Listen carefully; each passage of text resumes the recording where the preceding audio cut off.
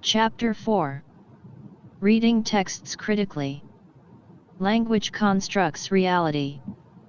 Although it is possible to view language as a closed abstract system, where each sign, each meaning-bearing unit, is arbitrary and derives its meaning from its place in the system relative to other signs, de Saussure, 1972-1990, this tells us nothing about what happens when language is used. When people use language, they have to select from options available in the system. They have to make lexical, grammatical, and sequencing choices in order to say what they want to say. All these selections are motivated, they are designed to convey particular meanings in particular ways and to have particular effects. Moreover, they are designed to be believed. Texts work to position their readers, and the ideal reader, from the point of view of the writer, or speaker, is the reader who buys into the text and its meanings. Another way of saying this is to say that all texts are positioned and positioning. They are positioned by the writer's points of view, and the linguistic, and other semiotic, choices made by the writer are designed to produce effects that position the reader. We can play with the word design, by saying that texts have designs on us as readers, listeners, or viewers. They entice us into their way of seeing and understanding the world, into their version of reality. Every text is just one set of perspectives on the world, a representation of it. Language, together with other signs, works to construct reality. This is as true of non-fiction as it is of fiction. 61. An examination of the following newspaper text, which appeared in the Weekly Mail and Guardian, 14 to 20 October 1994, can be used to illustrate these ideas. The questions that follow are designed to help readers notice significant uses of language in the egg and sperm race text. Figure 4.1 Egg and sperm race, who's the runner? Copyright Guardian Newspapers. 62 Reading texts critically. Lexical choices. 1. Explain how the different choices of words construct either the sperm or the egg as mainly responsible for fertilization. 2. Look at all the word selections for the sperm and for the egg and decide which ones have positive connotations and which have negative connotations. Grammatical choices.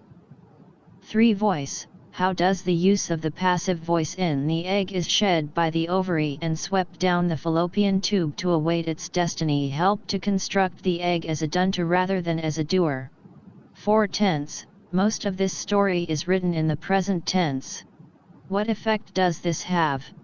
5. Modality. What is the effect of the word seems in this sentence? Instead of coming equipped to penetrate, it seems that sperm are designed to avoid attachment. 6. Articles.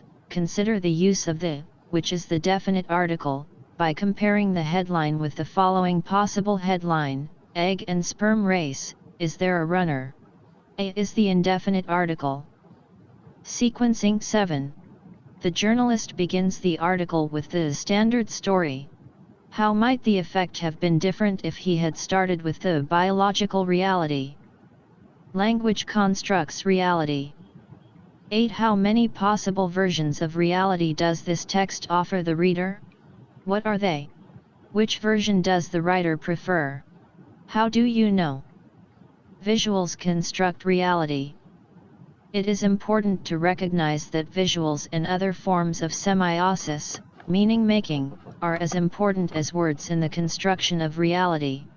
Often a visual text that accompanies the verbal text offers a different version of reality from that of the verbal text, such that the reader is offered contradictory and competing points of view. Newspaper texts have multiple authors: the journalist, the photographer or cartoonist, the editor, the reading texts critically. 63. Typesetter. In all probability, the journalist who wrote this article did not choose the headline which suggests, contrary to the argument of the text, that fertilization is a race and that there is a main contender, nor did he in all probability design or approve the cartoon. In the original text, a cartoon is embedded in the article in the top right-hand corner of the text, directly under the words "Who's the runner?" It is reproduced as figure 4.2. Notice the different version of reality offered by this cartoon and how it is designed and placed to influence one's reading of the argument in the text. Egg and sperm race, "Who's the runner?" can also be used to explore the idea of a discourse and a counter-discourse. All communities have patterned ways of understanding and talking about the world. As members of these communities, we draw on these culturally encoded repertoires for making meaning, which are called discourses. Martin's argument, as dis. Figure 4.2 Egg and sperm race, "Who's the runner?" cartoon. Copyright Dr. Jack. Source, Mail and Guardian. Used with permission. 64 Reading texts critically. Cusset in the article is that the standard story reinforces the gendered binary that constructs men as active and women as passive discussed in the previous chapter, see Table 3.2. This dominant patriarchal representation of reality is often so taken for granted that we forget that it is just a version of reality. It has become naturaliste, made to seem inevitable and true. Martin could have used the scientific evidence to set up a counter-discourse, one that turns the standard discourse on its head, constructing women as active heroes and men as passive, women as dominant instead of men. In this opposing version, science would simply have been harnessed to service a different set of truths, but it would not break the binary construction, it would just reverse the terms along with the power relations they encode. Instead, she argues for a completely different cooperative, rather than oppositional, view of gender relations that refuses the binary paradigm.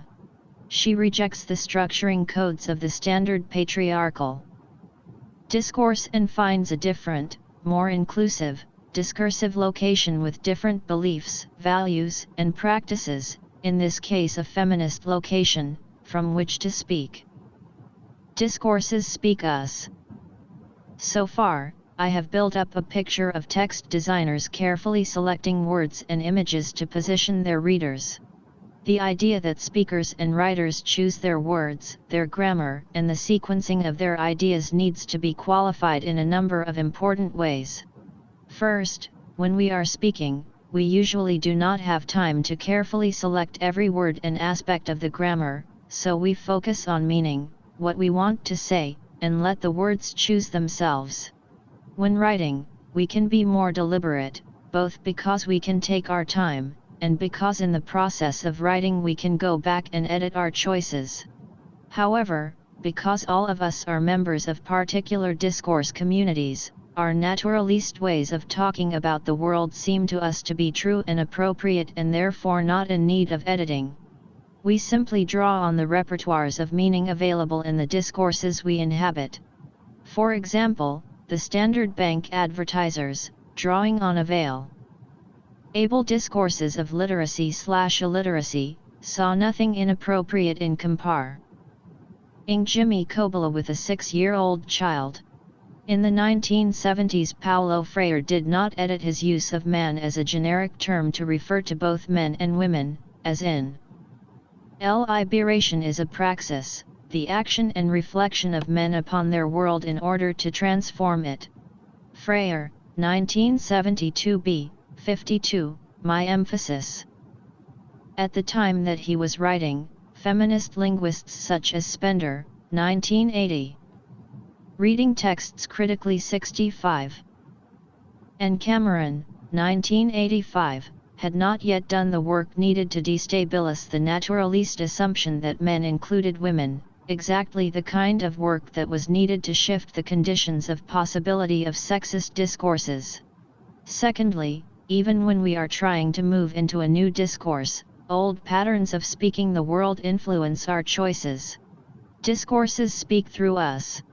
1994 was the year of the first democratic elections in South Africa.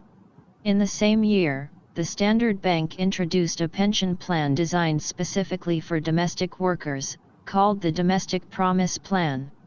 One, that the introduction of this new insurance policy is tied to changes in the socio-historical context is made explicit by 6 pages in the bank's Domestic Promise Plan brochure, addressed to the employer, which give an overview of the new legislation applying to domestic employees.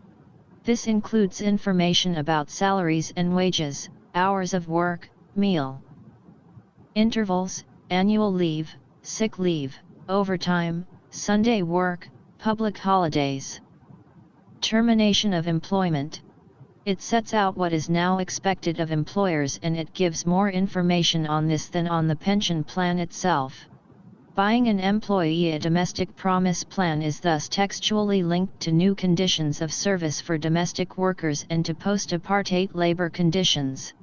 The new labor statutes, notably the Basic Conditions of Employment Act 3 of 1981 extended to domestic workers in 1994, provided domestic workers with some protection against unfair labor practices for the first time.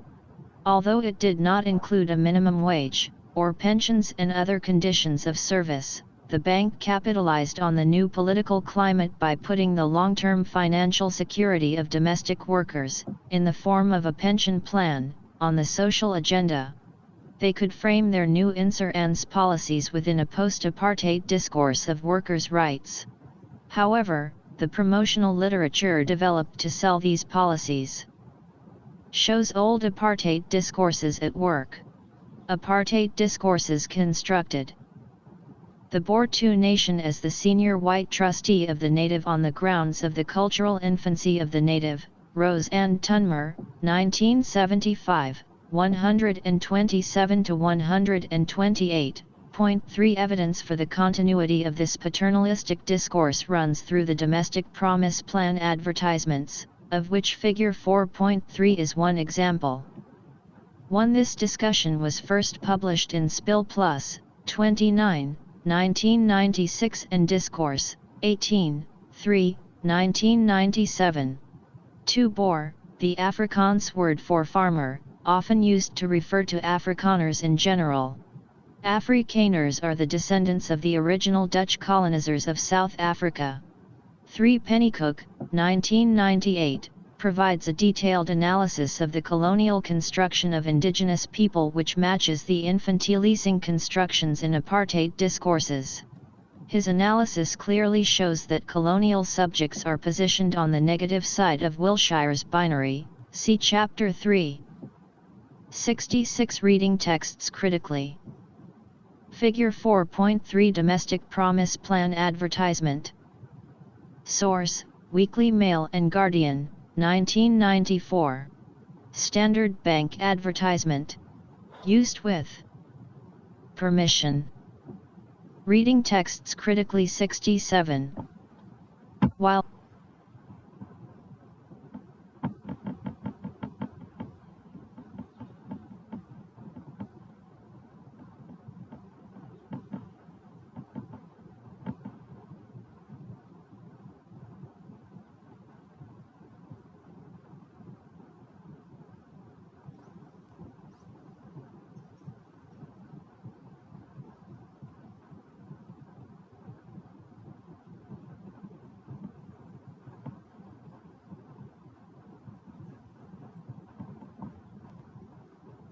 While the use of personal narrative in this advertisement moves against the dehumanizing and othering discourse of apartheid racism, the construction of the woman as an object of our gaze in the visual text does not.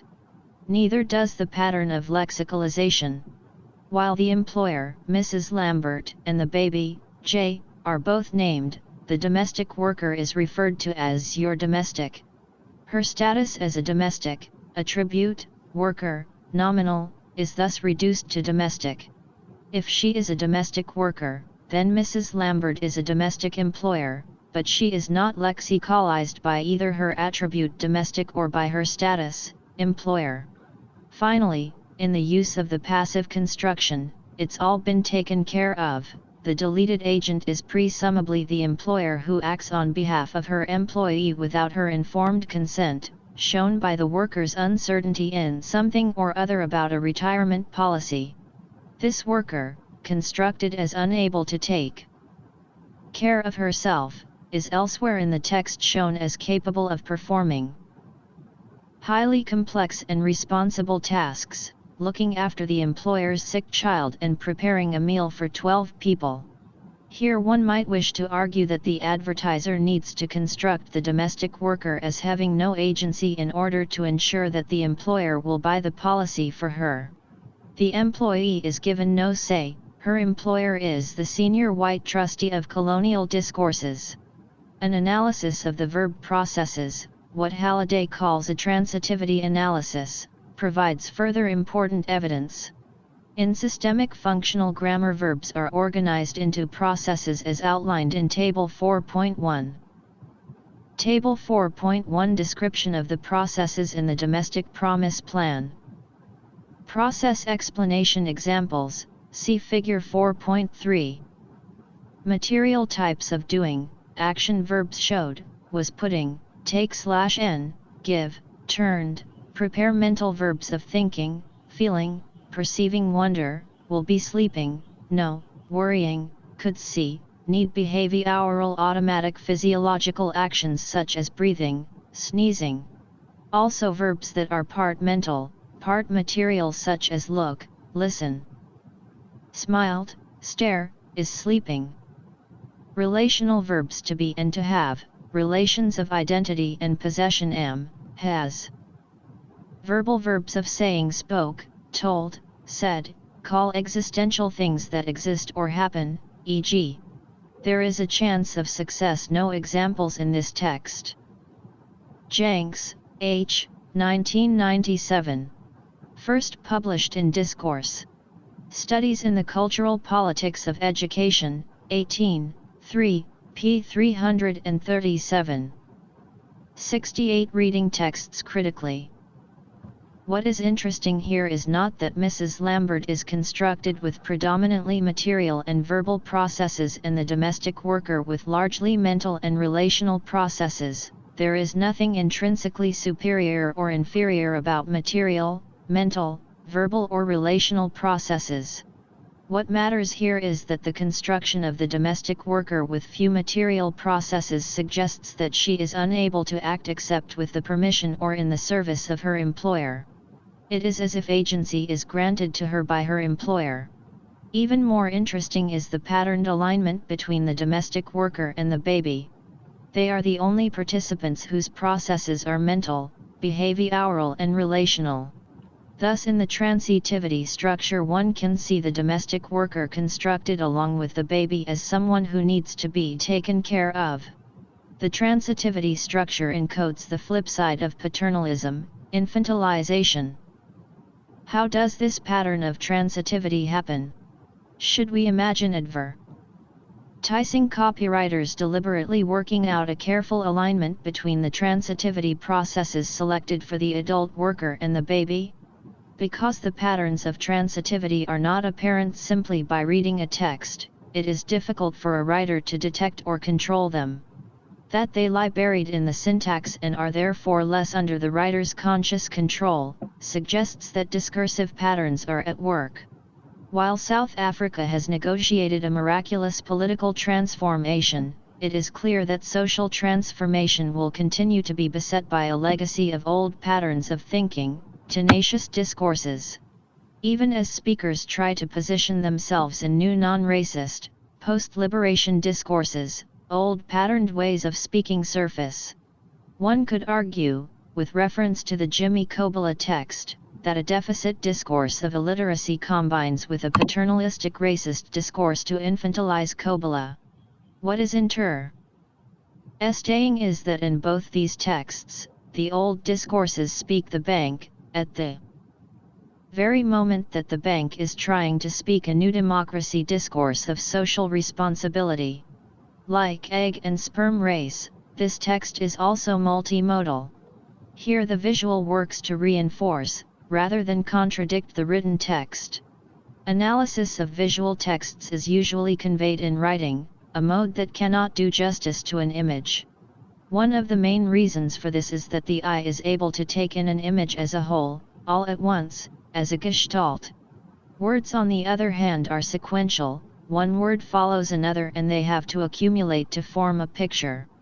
This can be illustrated by setting a verbal description of the image in the domestic promise plan advertisement against the image itself. See Figure 4.4. Reading texts critically 69. Notice how writing imposes a sequence on the information in the image, context of the image, color of the image, race, gender, age, employment, and action of the subject in that order, lighting of the image, pose, dress, the shape of the window bars. Because writing is discursive, this is inevitable. But there is nothing inevitable about the sequence chosen. Figure 4.5 provides an alternative sequence. Alder's method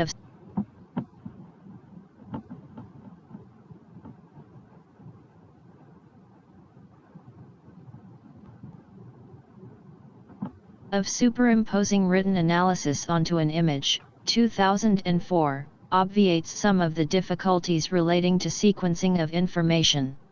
Hers is an effective and economic way of presenting the image and the analysis simultaneously. See Figure 4.6. Figure 4.4 Verbal description of domestic promise plan advertisement. Picture adapted from 1994. Standard bank advertisement. Used with permission. Figure 4.5 Alternative verbal description of domestic promise plan advertisement. Picture adapted from 1994. Standard bank advertisement. Used with permission. 70 Reading texts critically. All description implies some interpretation. Texts are not neutral. Compare the different effects of Figure 4.4, Figure 4.5, and Figure 4.6. Critical distance. I have been using spatial metaphors to describe discourses. I have referred to them as locations, places that we inhabit, as positioned and positioning. I have also shown that if one is in a discourse, it is difficult to escape from it to speak a different discourse. It is equally difficult to resist a text that speaks a discourse that we are comfortable with. Which discourses we are located in and which discourses a text is located in, affect our ability to read with the text or against it. As a Jew, whose grandparents lost their parents and many of their siblings in the Nazi Holocaust and who has seen the concentration camp tattoos of her great-aunt and her aunt's children, I do not need a course in critical literacy to read against texts produced by the Holocaust deniers. See Figure 4.7. My history provides me with a critical distance. Figure 4.6 Alder's method of image analysis. Picture adapted from 1994. Standard bank advertisement. Used with permission.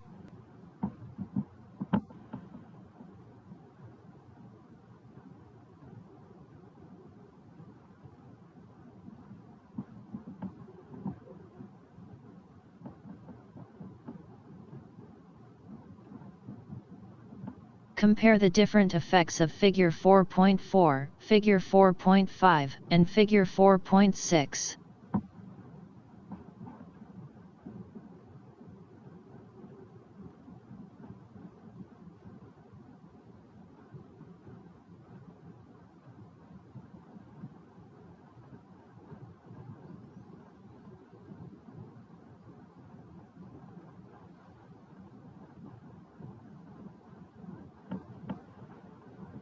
Find a text. It could, for example, be a joke, a movie, a photograph, that offends you because of your own identity investments.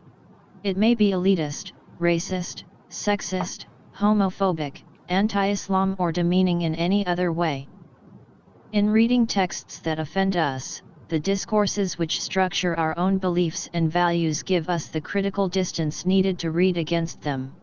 It is much more difficult to read against texts that we are comfortable with. If all texts serve interests and entice us into their way of seeing the world, then we need to understand how they work on us. We need strategies for resistant reading. In my discussion of the domestic promise plan, I showed how an analysis of aspects of the language could reveal the ways in which the advertisement was positioning the domestic worker, the employer, the bank, and in the process working to position the reader. To understand how this works, one does need some understanding of both English grammar and visual grammar. Grammar: now there is a word to frighten would-be text analysts who have no training in linguistic or semiotic analysis. I hope to dispel such fears by introducing a few key linguistic features here as simply as possible. Halliday, 1985, describes language as meaning potential, depending. Figure 4.7 Texts produced by Holocaust deniers. 72 Reading texts critically. On the choices we make, we realize this potential in one way rather than another. Because our choices are constrained by what the language system allows us to choose from, we have to know something about this system. For example, at times we can only choose between two options, the definite and the indefinite article, the passive and the active voice. At other times, we have to choose between more than two. Consider the vast array of synonyms in the lexis of English or the range of tenses that provide us with options.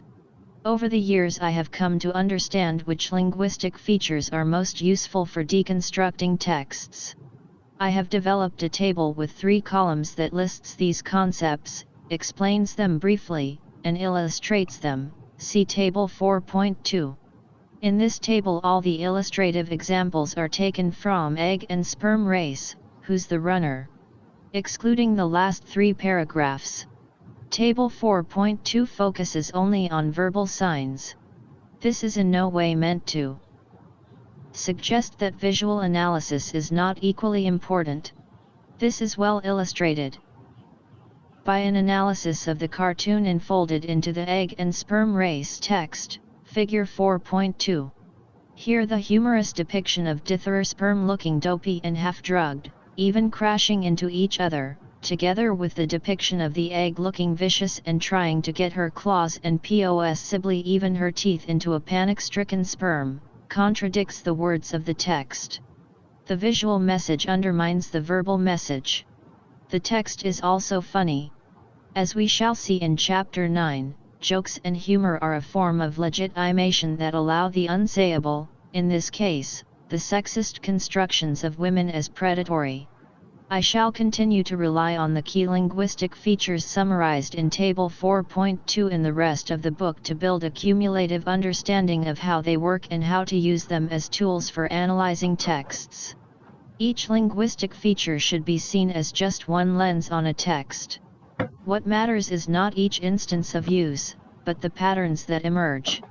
One cannot look at any particular selection in isolation, instead one has to look at all the occurrences in order to find the patterns of use.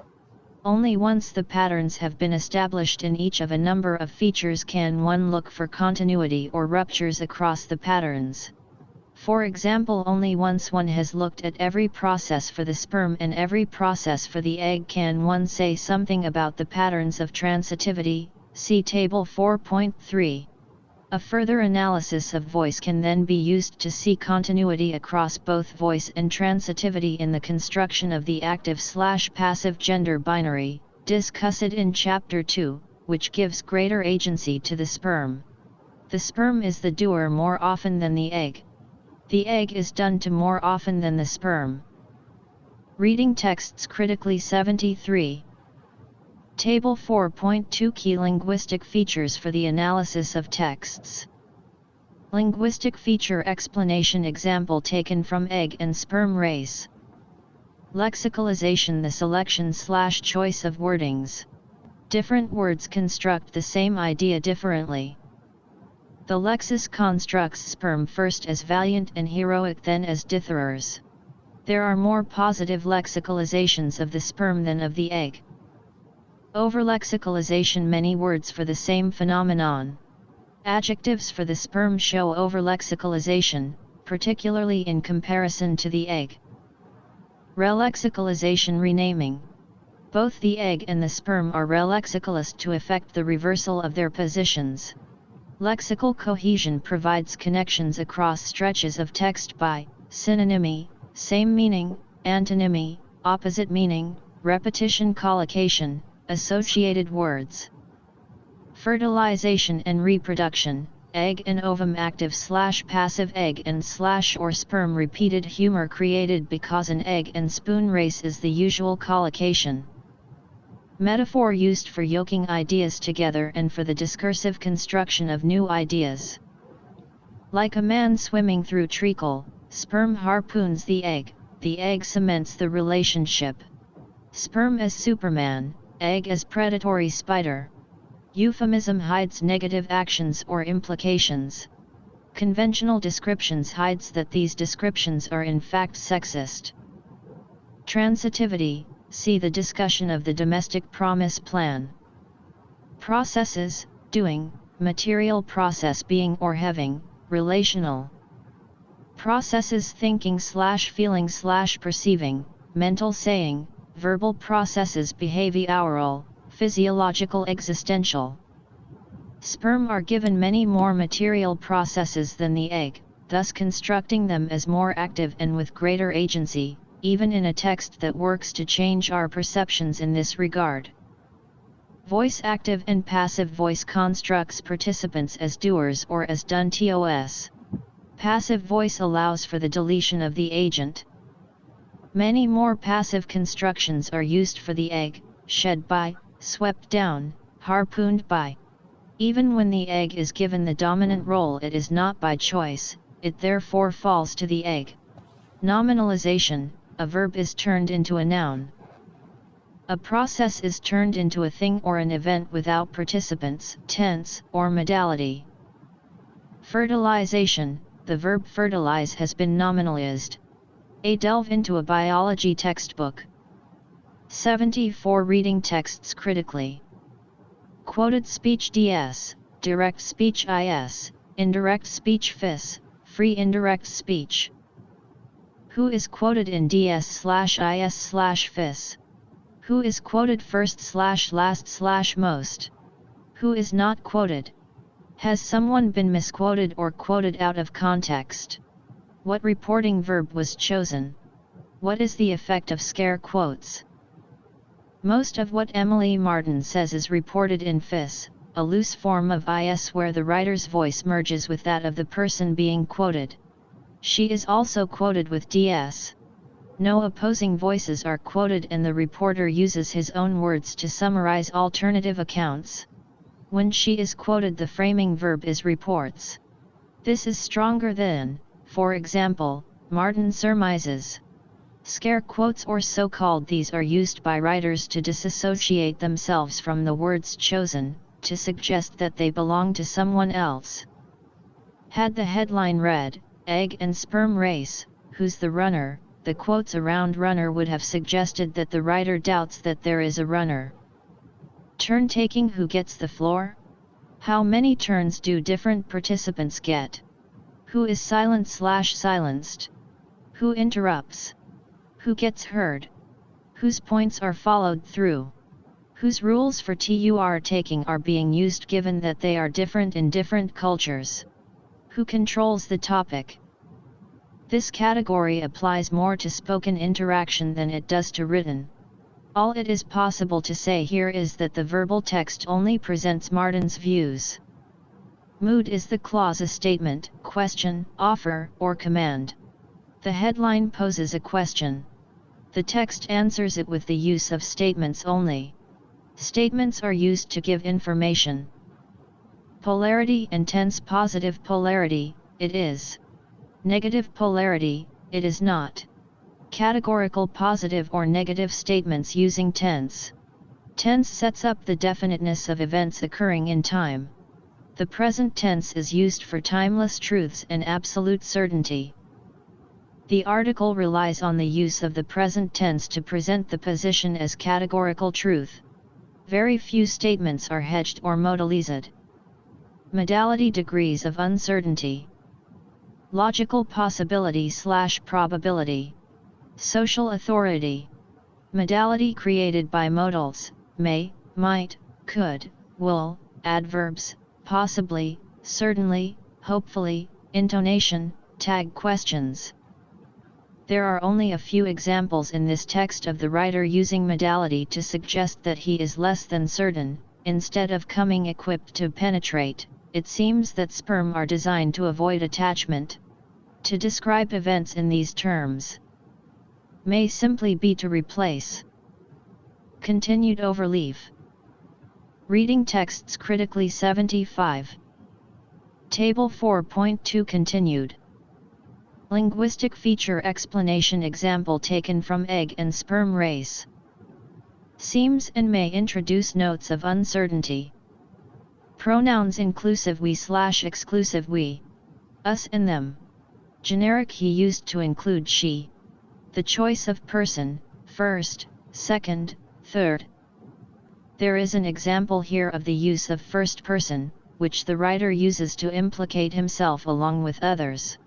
For the rest, the article relies on the use of the third person for reporting the story of the egg and the sperm and Martin's argument, as is appropriate for the genre. Definite article: the indefinite article, a. The is used for shared information, to refer to something mentioned before or that the addressee can be assumed to know about. Reveals textual presuppositions. The use of the in the headline assumes that there is a runner in the process of fertilization. Thematization, syntax: the first bit of the clause is called the theme. The theme is the launch pad for the clause. Look for patterns of what is foregrounded in the clause by being in theme position, the first bit of the bit before the verb. Neither the sperm nor the egg appear much in theme position. What is thematized is the argument.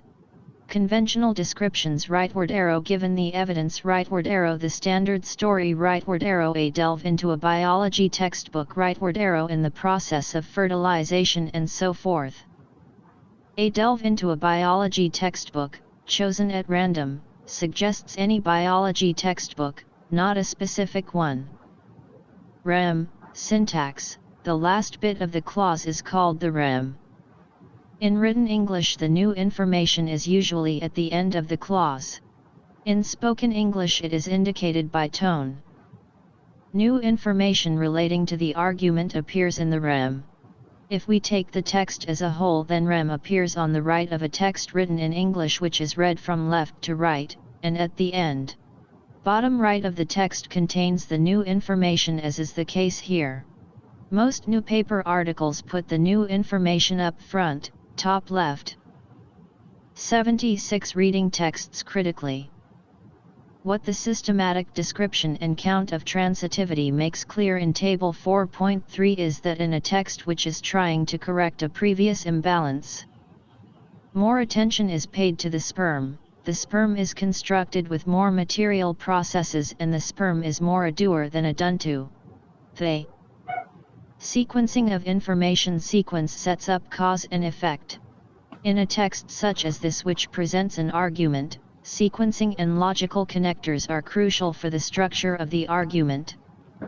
Logical connectors, conjunctions, set up the logic of the argument.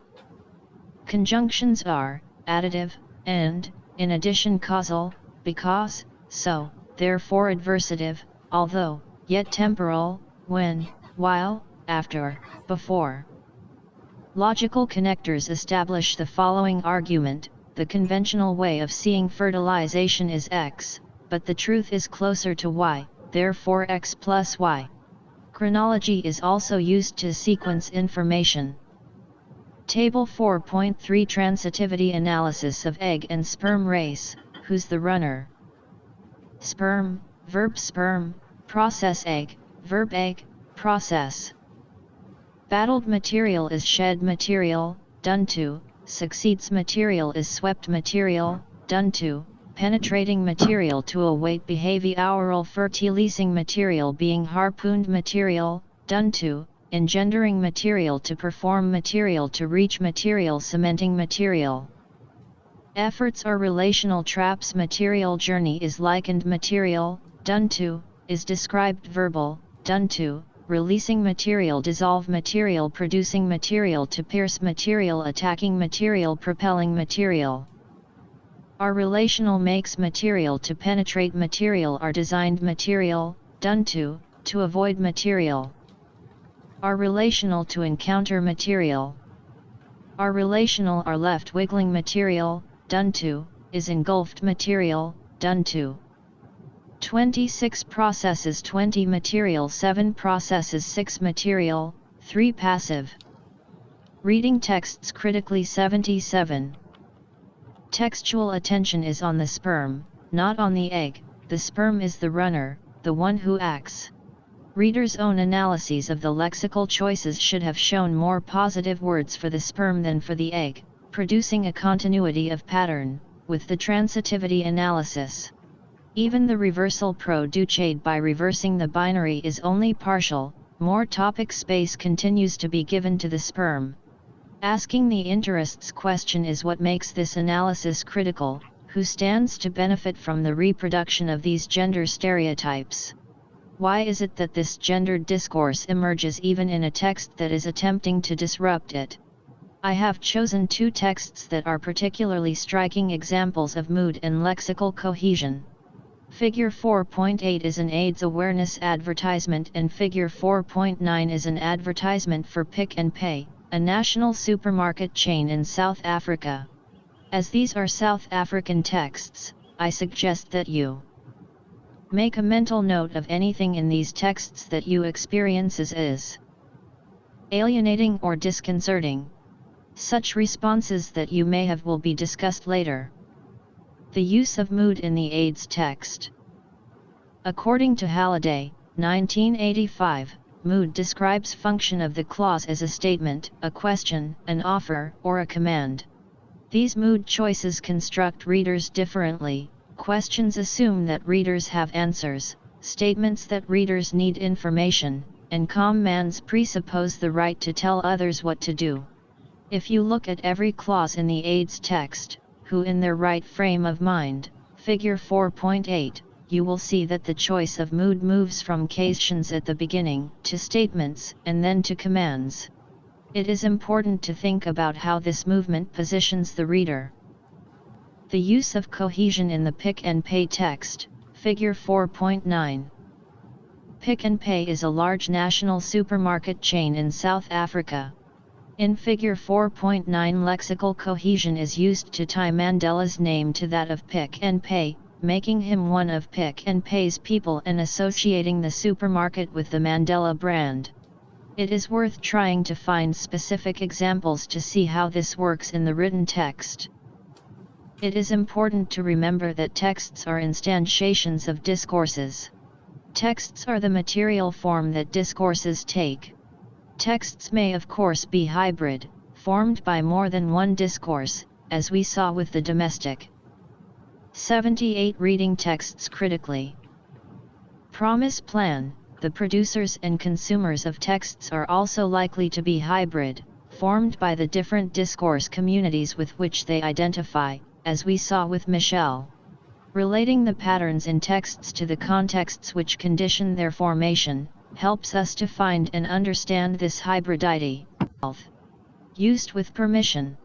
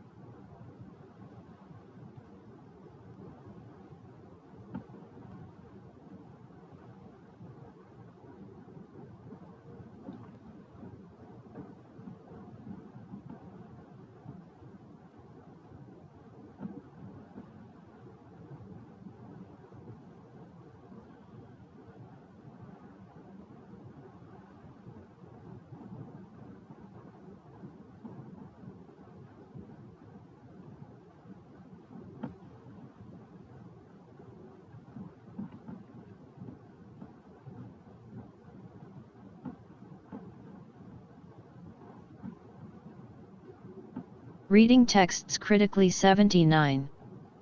Figure 4.9 Pick n Pay advertisement. Copyright Pick n Pay. Used with permission. 80. Reading texts critically. Texts are also multimodal. Even texts that are predominantly verbal have design features such as the choice of font, font size, and font style, color, spacing and layout. In addition to lexical, grammatical, content, and sequencing choices, writers and publishers have to decide on the overall design of the page. Consider the images that accompany the verbal text in both the Pick and Pay advertisement and the AIDS helpline text. What contribution do they make to the meaning of these texts?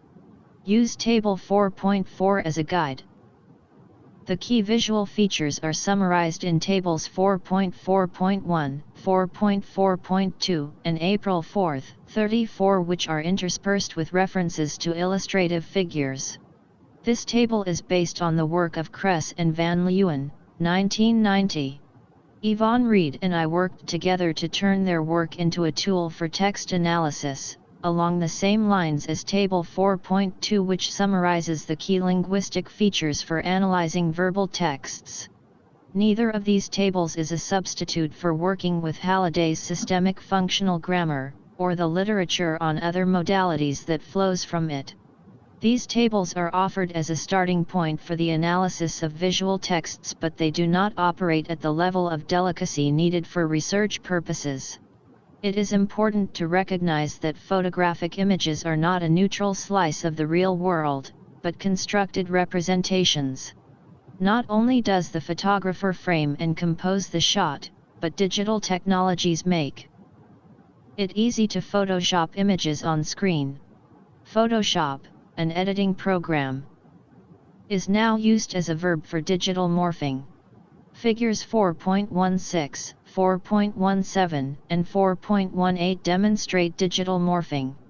In 4.15, it is important to know that this is a picture of an African doll that I own and I only have one.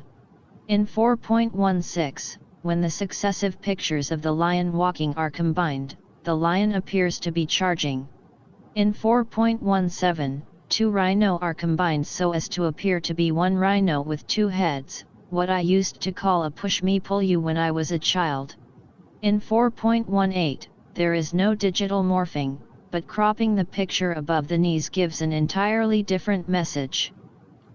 4. I am indebted to Yvonne Reed for permission to use these tables. This is a shortened version of the table that she and I worked on, but the thinking was done together. Reading texts critically. 81. Table 4.4.1. Representations of participants and processes. Definition. Meaning. Examples. Narrative images show actions and interactions between participants with the use of vectors. Actional images use vectors to suggest movement between participants. Reactional images use vectors such as the direction of glance and gesture to show the interaction between participants. In Figure 2.2, edge goes to your head, the direction of glance shows no interaction between the participants. Conceptual images represent participants' stable and essential characteristics abstractly.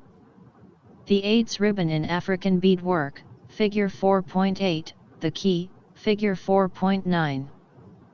Cation phi conceptual, classy classification images represent taxonomies, classification by type or hierarchy, flows and networks.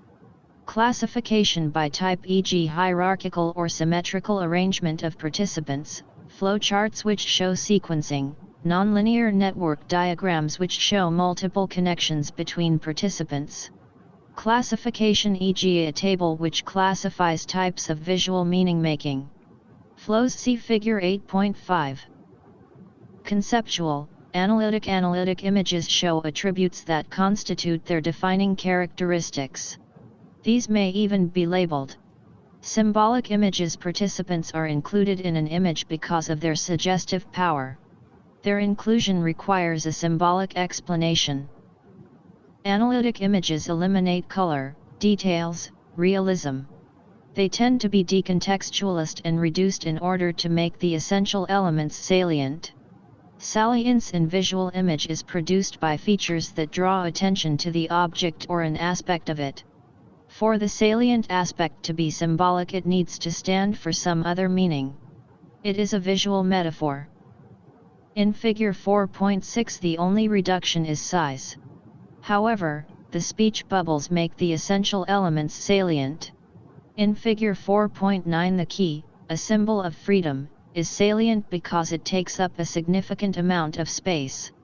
The Lego dolls, Figure 5.2, and the chili cricket ball, Figure 5.4, are visual metaphors for sameness and difference. Table devised by Hilary Janks and Yvonne Reed, based on material in Kress, G., and Van Leeuwen, T., 1990. Reading images. Geelong, Deakin. University Press. Table 4.4.2. The viewer's relation to the subject/s of the image. Definition. Meaning. Examples: many visual features exist on continua, e.g. from extreme long shot to very big close-up, or from full color saturation to the absence of color. They have to be defined in relation to one another. Living subjects look out of the image at the viewer. They demand a relation with the viewer. Jimmy Kobola, Figure 1.1. Gaze. Living subjects do not look at the viewer. They are objectified, they appear as objects for the viewer's gaze, offering themselves for examination. The domestic worker in Figure 4.3. The shot close-ups concentrate on detail, e.g. face, extreme close-up, e.g. eye. Medium shots show humans from the knees or waist up. Long shots, extreme long shots, show the locale and setting. Long shots show the full figure in space. Close-ups enter the figure's personal space and therefore create a sense of intimacy. This represents the realm of social interaction. Shots indicate the degree of both physical and social proximity or distance. See Figure 4.10. Continued overleaf. Table 4.4.2 Continued definition. Meaning. Examples. Aerial, bird's eye view. The viewer is omniscient. See Figure 4.11. High angle, the camera looks down on the subject. Diminishes the subject, makes it look insignificant. Powerful viewer. Normal, the camera is at eye level. Creates a sense of realism. No particular power difference. Low angle, the shot is taken from below the subject.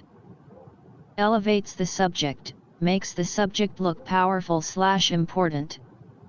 Camera angles tilted, camera tilted laterally, figure appears likely to fall sideways. The subject is made to appear off balance. Creates tension and instability. Frontal angles, the shot is taken from directly in front of the subject. The image maker and viewer are involved with what they see, a visual us. Oblique angle, the subject is presented at an oblique angle within the frame. The subject is seen from the sidelines, presented as other, a visual them. Saturation, from full color to black and white. In a realistic image, lots of colors, lots of variation and a degree of saturation that looks real create a natural effect. The cartoon, Figure 4.2, shows the reduction of an idea to its essentialist characteristics. Here it is used for satirical rather than scientific effects. Color number, all or few colors. Scientific images that reduce an idea to its essential characteristics, black and white, i.e. no saturation, and reduced colors are valued. Variation, flat, idealized, or natural, lots of variation and shading. Advertising images often use hypersaturation to appeal to the senses, e.g. food. Underexposed, too little light reaches the film, the image is dark. Creates sinister atmosphere and sense of threat. See Figure 4.12.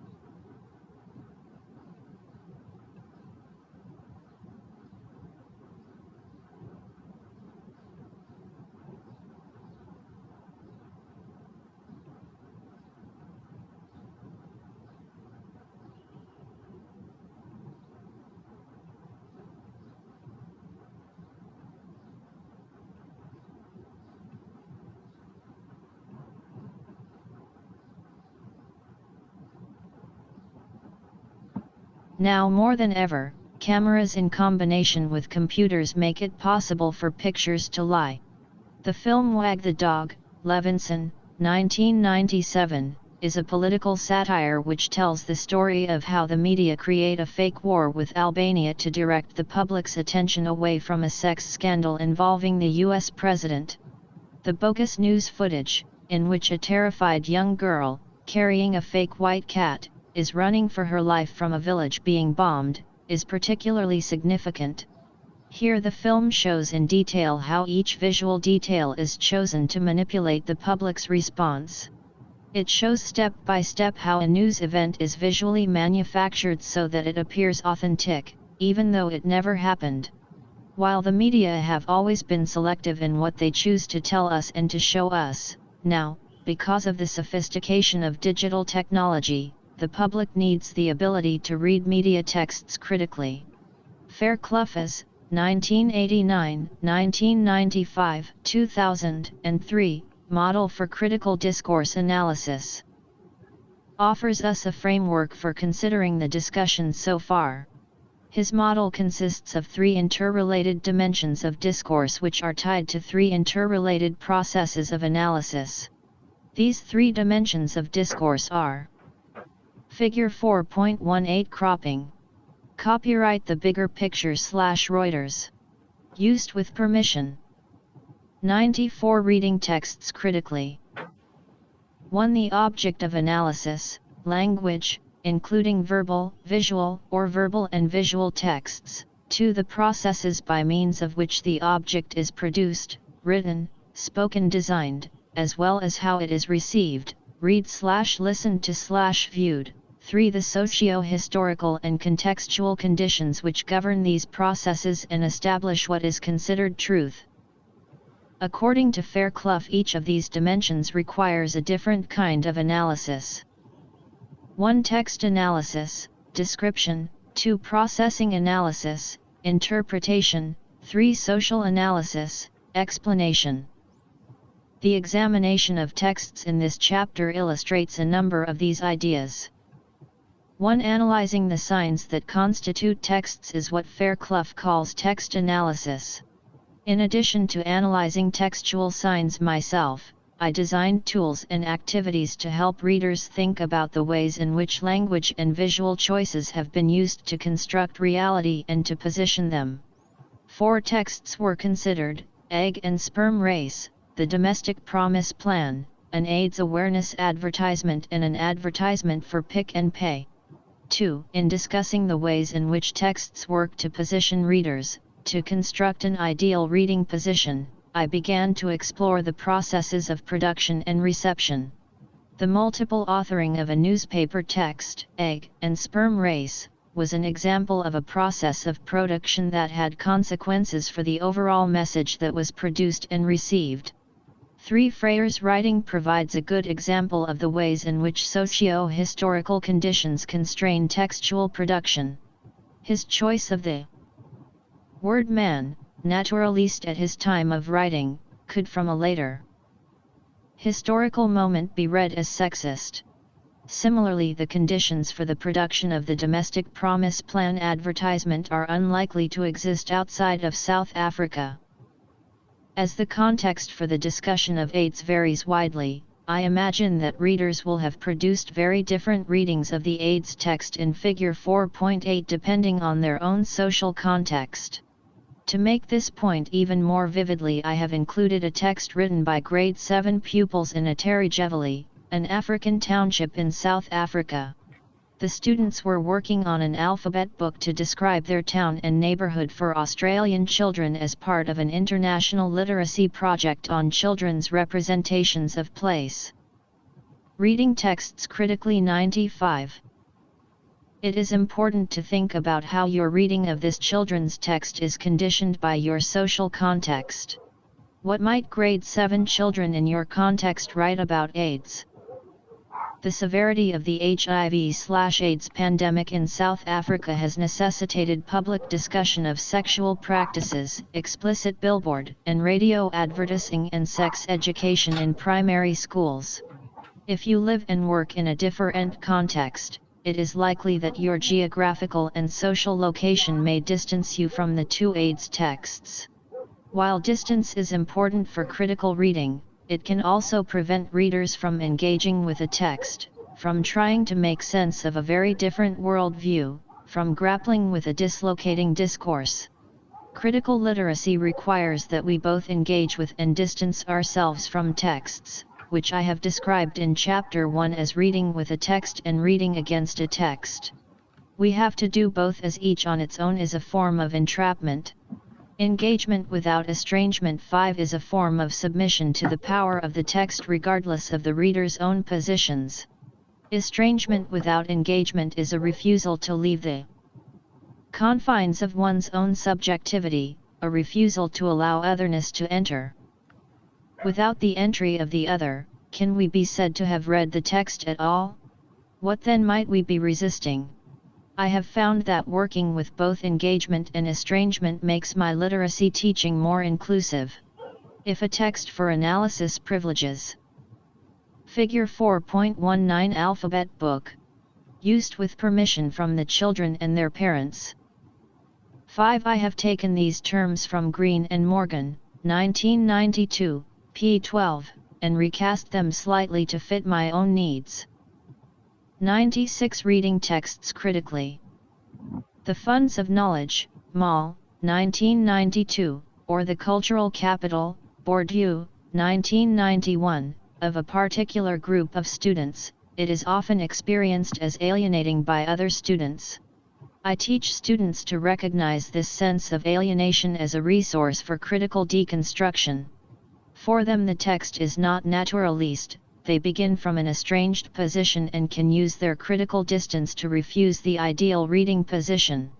Their challenge is to make sure that they can also engage with the text in order to make sure that they understand it on its own terms and can see it for what it is. It was for this reason that I suggested that readers made a note of anything in either the aids text or the pick and pay text that they found strange or problematic. It is these reactions that are a resource for resistant reading. If on the other hand we are the ideal reader of a text, sharing its presuppositions and the positions it takes up, then the text appears natural to us. And it is harder to step back from it and to see it as a socially constructed representation. This is when we need analytic tools such as those suggested in this chapter, to enable us to stand outside of the text's structuring codes. Here we start from an engaged position and have to work towards an estranged position. It does not matter whether we start from an engaged or an estranged position as long as in the end we are able to read both with a text and against it. One year, I gave my students a text to analyze taken from House and Leisure, an upmarket home decor and lifestyle magazine. The text Little Princesses, Home and Leisure, April 2002, an article on young girls' bedrooms, was framed in relation to the fairy tale The Princess and the Pea, in which a real princess can feel a pea right through 20 mattresses and 20 feather beds because nobody but a real princess could be as sensitive as that. The story is used to justify the excessive luxury advocated for the bedrooms of privileged girls from wealthy families. In addition to naturalizing a class-based elitism, the text infantilizes the young girls and constructs them as agentless dolls, thus reproducing the women as passive/men as active gendered binary. One of my African students used her own cultural location to read against this text. This text is in all respects very strange to me. An ordinary Mosotho woman from a very poor family, I can hardly believe what is portrayed in the text. My culture is very different. Such extravagance that is enjoyed by the few, while the rest of the people die of hunger and AIDS.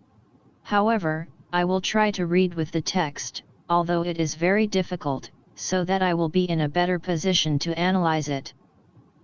Where in many contexts students experience their cultural alienation from classroom material as disempowering, there is evidence throughout this student's essay that she is able to see her own knowledge, her position of reading texts critically. 97. outsider to the world of the writer and his or her intended audience, as a resource that she can use with confidence. While I would argue that all texts are positioned and positioning, I do not see anything sinister in this. It simply is. There would be no point in using language if we did not want people to take our views seriously and be persuaded by them. That is certainly what I hope is happening as you read this book. Why bother otherwise? What matters is not so much that texts work to position readers, but the effects of such positioning. Judgments about whether such effects are good or bad are ethical judgments based on standards of fairness, equity, and compassion. I am often asked whether a critical awareness of language can be used to hone the textual production of already powerful groups in society. There is no question that this is so.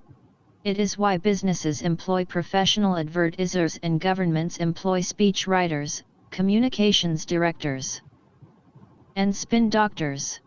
In Plan of Attack, Woodward, 2004, discusses the origins and force of the metaphor axis of evil used by Bush to construct Iraq, Iran, and North Korea as the countries that threaten the United States.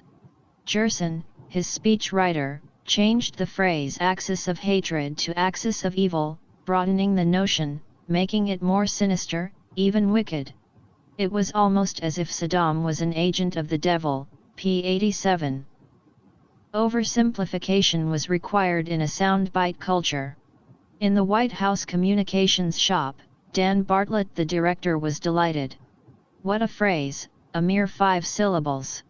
He could see that the axis of evil would become a signature phrase, having a kind of clarity even daring. The starkness of putting it on the table broke through the clutter. The foreign policy priesthood often argued that diplomacy and policy were about nuance, in other words, clutter. Not so. Good versus evil worked. Woodward, 2004, 94. Texts have designs on us. As consumers of textual meanings, we have to be able to see the truths that texts constitute and that constitute them, and we have to be able to imagine their effects. Critical reading, in combination with an ethic of social justice, is fundamental in order to protect our own rights and the rights of others. 98 Reading texts critically. Chapter 5.